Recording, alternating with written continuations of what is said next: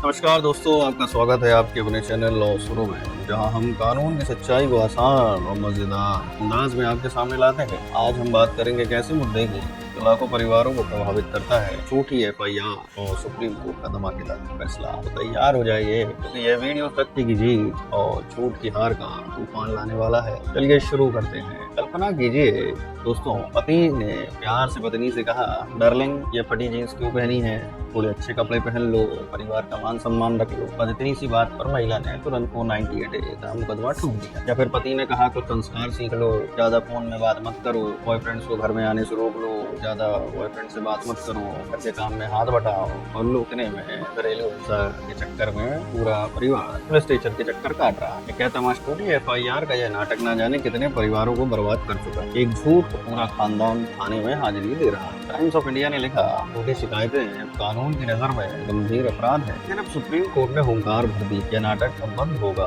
तैयार हो जाइए क्योंकि सत्य का तूफान आने वाला। सुनिए सुप्रीम कोर्ट का धमाकेदार और ऐतिहासिक फैसला। लाइव लॉ की रिपोर्ट के अनुसार के वडीवल वर्सेस के शांति एंड अदर्स। इस मामले में सुप्रीम कोर्ट ने सख्त लहजे में कहा, झूठी शिकायतें न्यायिक प्रक्रिया का दुरुपयोग है, ऐसे दोषियों को सजा मिलना अनिवार्य है। भारतीय न्याय संहिता BNS 2023 ने कानून को और सशक्त बनाया है। धारा 217 BNS की कहती है, यदि कोई व्यक्ति झूठी सूचना देकर किसी को नुकसान पहुंचाने की कोशिश करता है तो उसे 1 वर्ष तक का कारावास या 10,000 रुपए का जुर्माना दोनों हो सकता है। वहीं धारा 235 और भी सख्त है। यदि कोई झूठा आपराधिक मुकदमा दर्ज करके किसी को फंसाता है तो उसे 7 वर्ष की कारावास की सजा हो सकती है। टाइम्स ऑफ इंडिया ने बताया कि 2024 में दिल्ली हाई कोर्ट ने एक महिला को झूठा 498A मुकदमा दायर करने के लिए 6 महीने की जेल की सजा सुनाई। उसने बिना किसी सबूत के अपने पति को ससुराल वालों पर दहेज उत्पीड़न का आरोप लगाया। कोर्ट ने साफ कहा, कानून का यह दुरुपयोग बर्दाश्त नहीं होगा। इंडियन एक्सप्रेस ने भी लिखा कि सुप्रीम कोर्ट के नए दिशा निर्देशों के बाद झूठी एफआईआर के मामलों में सजा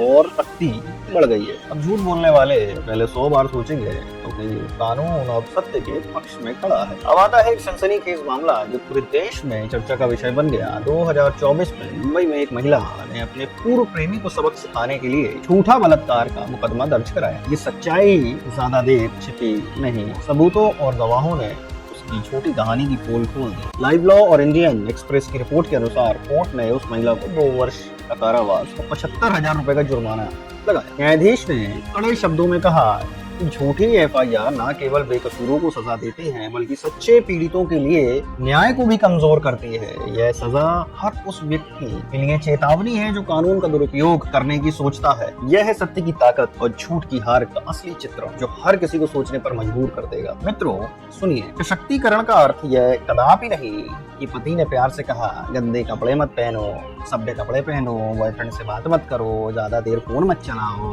माता पिता का सम्मान करो, परिवार का सम्मान करो, और आपने तुरंत गुस्से में 498 का मुकदमा ठोक दिया। या पति ने समझाया कुछ संस्कार सीखो, परिवार को जोड़ कर रखो, और आपने चिल्लाकर मानसिक उत्पीड़न का आरोप लगा दिया। यह कहाँ का न्याय है। इंडियन एक्सप्रेस ने लिखा, कानून का दुरुपयोग सच्चे पीड़ितों के लिए भी समस्या बन रहा है। सशक्तिकरण का मतलब है अपनी ताकत का सही उपयोग करना, ना कि झूठ बोलकर बेकसूरों को जेल भेजने का नाटक रचना। महिलाओं को यह समझना होगा, सशक्तिकरण के नाम पर कानून का दुरुपयोग न केवल गलत है बल्कि यह सच्चे न्याय को भी चोट पहुंचाता है। आइए हम सब मिलकर सत्य और न्याय के लिए एकजुट हों ताकि कानून का सम्मान बना रहे। सुप्रीम कोर्ट का यह ऐतिहासिक फैसला और भारतीय न्याय संहिता 2023 का नया कानून समाज के लिए एक सशक्त संदेश है। टाइम्स ऑफ इंडिया ने लिखा, झूठे मुकदमों के खिलाफ अब कानून और सख्त होगा। हमारी अपील है, सत्य का साथ दें, झूठ का पर्दाफाश करें। यदि आपके साथ ऐसा कोई अन्याय हुआ है तो कानून पर भरोसा रखें। समाज को मिलकर यह सुनिश्चित करना होगा कि न्याय की जीत हो और झूठ की हार। आइए हम सब एक ऐसे भारत का निर्माण करें जहां कानून का सम्मान हो, सत्य की हमेशा विजय हो और हर परिवार सुख शांति से जी सके। जय हिंद।